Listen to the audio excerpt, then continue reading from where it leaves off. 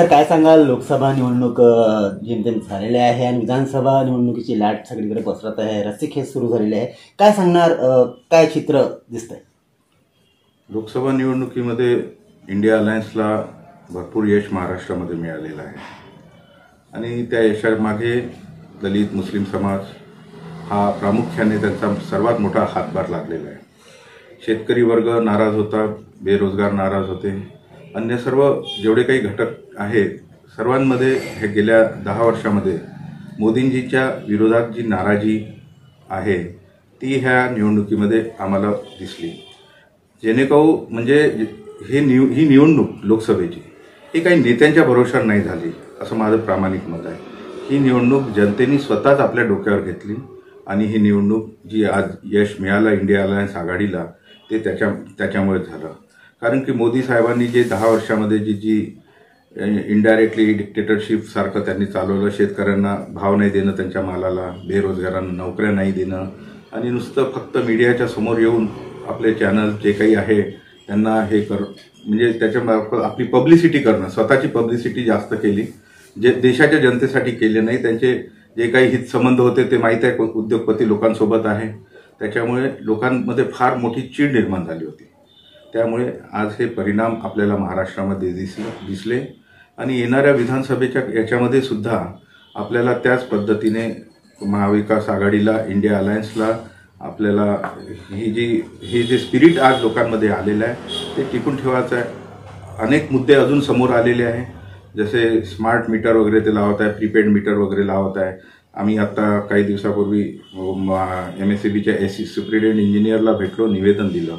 त्यांनी आम्हाला खाजगीमध्ये सांगितलं की बाबा आम्हाला विधानसभेपर्यंत हे शांत ठेवायला सांगितलं, जेणेकरून लोकांमध्ये हे झालं नाही पाहिजे, क्रोध निर्माण झाला नाही पाहिजे. मीटर परचेस करून झालेले आहे. वर्धेला आमच्या वर्धा जिल्ह्यामध्ये मोंटे कार्लो म्हणून कंपनी आहे, त्या कंपनीलाच ते मीटर दिले आहे. त्यांनी सर्व मीटर प्रीपेड मीटर आणलेले आहे, परंतु बसवण्याची जी ही आहे वेळ ती आफ्टर विधानसभा इलेक्शन आहे. तर विधानसभा इलेक्शनमध्ये जनतेला आम्हाला ते सांगायचं आहे की ही सरकार निवडून जर आलं तर निश्चितपणे लोकांवर हा भुर्दंड येणार आहे. प्रीपेड मीटरचा इंडस्ट्रीजवाल्यांवर हा भुर्दंड येणार आहे, फार मोठा हाहाकार होणार आहे. तर आम्हाला अनेक असे मुद्दे आहेत, शेतकऱ्यांचे मुद्दे आहे, अजूनही शेतकऱ्यांचं काही भलं केलेलं नाही मोदी सरकारने. अशा अनेक मुद्द्यांवर लोक आजही चिडून आहे आणि मला असं वाटते निश्चितपणे की विधानसभेमध्ये सुद्धा त्याचा परिणाम होणार आहे. विधानसभेत ह्या महाराष्ट्रामध्ये महाविकास आघाडीचं सरकार निश्चितपणे स्थापन होईल अशी मला पूर्णपणे म्हणजे हे आहे. इंडिया अलायन्सला ज्या प्रकारचं यश मिळालेलं आहे, लोकांचा जो रोष होता भारतीय जनता पार्टीवर, महायुती सरकार याच्यावर खूप जास्त जो रोष होता, तो रोष आता विधानसभेमधून दिसून पडणार आहे, काय सांगणार? बिलकुल निश्चितपणे लोकांचा जो रोष आहे तो रोष काही अजून कमी नाही झालेला आहे. मोदी सरकारने अजूनही शेतकऱ्याच्या किंवा बेरोजगाराच्या याच्यावर पाठीवर हात नाही फिरवलेला आहे. आता तुम्ही बघून राहिले रोज हे नीटचे घोटाळे, UPSC MPSC ज्या परीक्षा आहे ह्या परीक्षा मध्ये एवढे घोटाळे होऊन राहिले आहे आणि अशा पद्धतीने जे बिचारे म्हणजे मेहनत घेऊन पास होणारे विद्यार्थी आहेत ते मागे होऊन राहिले आहे आणि पैसे देऊन जे नीटचे घोटाळे करून राहिले आहे ते समोर चाललेले आहे. म्हणजे देश कशा पद्धतीमध्ये चालू आहे. आपण IAS अधिकाऱ्यांना UPSCच्या माध्यमातून घेतो, मोदी सरकारने 80-90 अधिकारी असेच डायरेक्ट नेमलेले आहे, म्हणजे जे क्वालिफिकेशन त्यांना पाहिजे ते क्वालिफिकेशन नसताना. आपण हे सर्व चित्र बघून राहिलो आहे. देशाच्या संविधानाला धोका निर्माण करण्याचा प्रयत्नसुद्धा त्यांनी केला होता, परंतु तो ह्या आपल्या देशातील जनतेने तो हाणून पाडला. आणि भविष्यातही महाराष्ट्रामध्ये जर सरकार आलं, परत युतीचं सरकार आलं तर निश्चितपणे ज्या पद्धतीने पक्ष फोडणीचे कार्यक्रम आहे हे लोकांना काही पसंत नाही पडलेले आहे. लोक या बाबतीत फार चिडलेले आहे की आज याचा पक्ष फोड, त्याचा पक्ष फोड, घराघरात भांडणं लावा. हे जे डावपेच हे जे सरकार करत आहे, आमदारांना विकत घेणं, कोट्यावधी रुपये देऊन, हे लोकांच्या नजरेमध्ये फार हे सरकार उतरून गेलेलं आहे. म्हणून अजूनही लोक वाट पाहून राहिले विधानसभेच्या निवडणुकीची, निश्चितपणे वाट पाहून राहिलेली आहे की विधानसभा निश्चित आली की ह्या महायुतीच्या सरकारला दूर करायचं आणि महाविकास आघाडीचं जे सरकार आहे, उद्धवजी ठाकरे आहेत, शरदचंद्रजी पवार साहेब आहे, आमचे काँग्रेसचे राहुल गांधी आहे, सोनियाजी गांधी आहे, खरगे साहेब, ह्या नाना पटोले साहेब आहे, हे जे सर्व लोक हे सर्व एकत्रितपणे काम करत आहे. आणि आम्हाला आमच्या पाठीशी दलित समाज दलित वर्ग फार मोठा आहे. जरी बाळासाहेब आंबेडकर साहेबांनी युती केली नाही आहे, परंतु त्यांच्या समाजाला हे समजून चुकलेलं आहे की आपण काँग्रेसच्या इंडिया अलायन्सच्या पाठीशी उभं राहिलं पाहिजे. बाळासाहेबांच्याबद्दल त्यांचे काय मत आहे ते माहीत नाही, परंतु या लोकसभेमध्ये जे चित्र दिसलं तेच चित्र परत ह्या विधानसभेच्या निवडणुकीमध्ये राहणार आहे. दलित मुस्लिम समाज हा पूर्ण काँग्रेस महाविकास आघाडीच्या सोबत राहील आणि निश्चित महाराष्ट्रामध्ये सरकार स्थापन झाल्याशिवाय राहणार नाही. वर्धा लोकसभा क्षेत्राची जे आता नवनिर्वाचित खासदार आहेत त्यांची डॅशिंग अशा स्वरूपाची आहे आणि काम करायची शैली वेगळी प्रकारची आहे. काय सांगणार, कशा प्रकारचं व्यक्तिमत्व? आमचे जे खासदार आहे अमर काळे हे काँग्रेस पक्षामध्येच बॉर्न अँड ब्रॉटअप वाढलेले आहेत. 3दा काँग्रेस पक्षाकडून आमदार झालेले आहे. त्यांचे वडीलसुद्धा इथे आमदार होते. त्यांनी जितके वर्ष म्हणजे त्यांनी आमदारकी त्यांच्या घरामध्ये होती, त्यांनी कधी स्वतःचा कधी त्यांनी म्हणजे आर्थिक फायदा करून नाही घेतला. त्यांनी नेहमी लोकांच्या सेवेमध्येच त्यांनी आपला सर्व वेळ खर्ची घातलेला आहे आणि त्यामुळे एक चांगला नवीन उमेदवार म्हणून लोक काँग्रेसकडे अपेक्षित होते. परंतु योगायोगाने काँग्रेसची सीट ही राष्ट्रवादीच्या कोट्यामध्ये सीट शेअरिंगमध्ये गेली.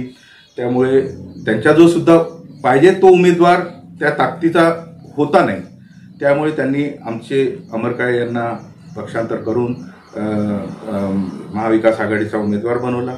अमर काळे जरी राष्ट्रवादीमध्ये गेले आहे, परंतु त्यांचे विचार आजही काँग्रेससोबतच आहे आणि भविष्यातही राहणार आहे. त्यामुळे अमर काळेची जी काम करण्याची पद्धत आहे, प्रत्येक कार्यक्रम अटेंड करणे, प्रत्येक ठिकाणी जाणे, तेरवी असो, लग्न असो, कुठे दुखापत झाली, काय झाली, जसं त्यांना कळलं तसं ते धावून जातात. त्या पद्धतीने आता तर सुरुवात आहे. अजून लोकांना पुढे 5 वर्षामध्ये पाहायलाच मिळेल की त्यांची कार्यपद्धती कशी आहे. तर निश्चितपणे ज्या पद्धतीने ते काम यापूर्वी आर्वी विधानसभा क्षेत्रात आमदार म्हणून करत होते त्याच्यापेक्षाही जास्त पटीने ते मला वाटते लोकसभेमध्ये ते काम करतील आणि विकासात्मक त्यांची भूमिका राहील आणि पक्ष महाविकास आघाडी इंडिया अलायन्स याला नेहमी वाढवण्याच्या दृष्टिकोनातूनच त्यांचा तो विचार राहील असं मला निश्चितपणे त्यांच्याबद्दल विश्वास आहे. आता आपण बोलूया आपल्या विधानसभा क्षेत्राच्या बाबतीत. तर मागच्या वेळेला आपण निवडणूक लढला होता, चांगल्या पटीनं आपण एक टक्कर दिली होती आणि समोरचे जे आपले उमेदवार होते त्यांना सुद्धा म्हणजे एक त्रासून आपण सोडलं होतं. तर आता जी निवडणूक आहे त्यात काय चित्र राहणार आहे? आपण निवडणूक लढणार का? जर माझी पूर्णपणे गेल्या 5 वर्षापासून तयारी चालूच आहे. प्रत्येक कार्यक्रम काँग्रेस पक्षाचे असो, कोणते आपले महाविकास आघाडीचे असो, मी पक्षासाठी काम करत आहे. 3 पिढ्यापासून माझा परिवार आम्ही काँग्रेससोबत आहे. अनेक लोकांनी पक्ष बदलले ह्या जिल्ह्यामध्ये, आले गेले, पण आम्ही जिथे आहे तिथेच आहे. मला पक्षाने यापूर्वी तिकीट दिली. 2014-2019मध्ये मोदीचं पूर्ण देशामध्ये हे होतं. त्याच्यामुळे आपण बघत आहे की जो प्रभाव होता तो प्रभाव त्यावेळी सर्वीकडेच होता.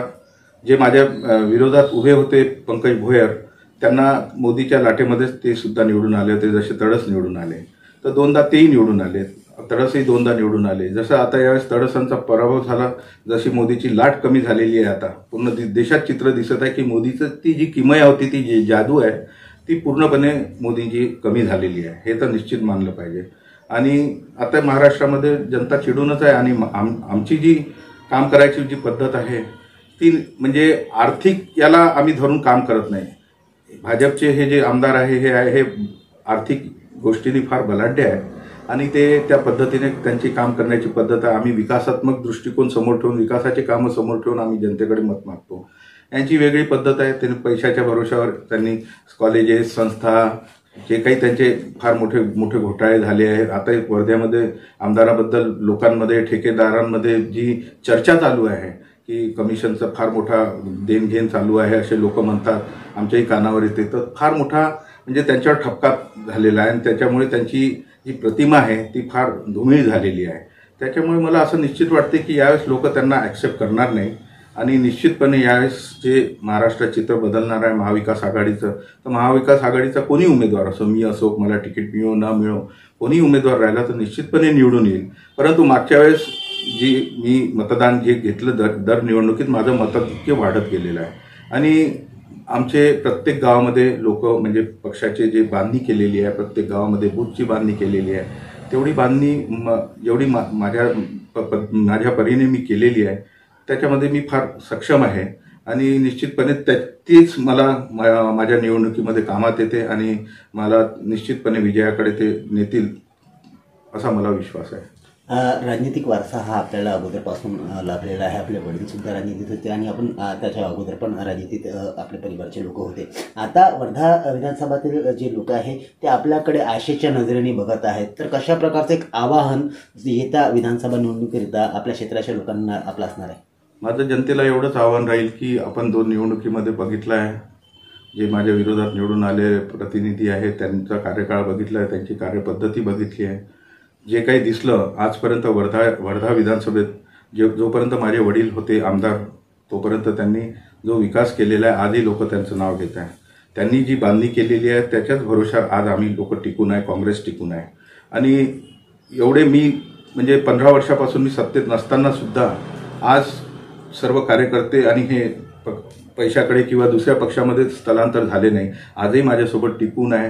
ही फार मोठी जमेची बाजू आहे. ही देवाची कृपा समजा, जनतेचा आशीर्वाद समजा की आजही लोक मला सोडून गेलेलं नाही. मताधिक्य जे आहे ते कायम आहे. ठीक आहे, गटबाजीमध्ये थोडासा कमी जास्तपणा येते, परंतु आम्ही सर्व एकत्र नेते, काँग्रेसचे नेते यावेळेस जसं लोकसभेमध्ये आम्ही एकत्रितपणे काम केलं आहे, निश्चित विधानसभेमध्ये सुद्धा आमच्यासोबत काम करतील आणि एकत्रितपणे वर्धेमध्ये काँग्रेस महाविकास आघाडीचे उमेदवार निवडून येतील. आणि माझी जनतेला तेवढीच विनंती राहील की आपण यावेळेस विचार केला पाहिजे ह्या सर्व गोष्टीचा.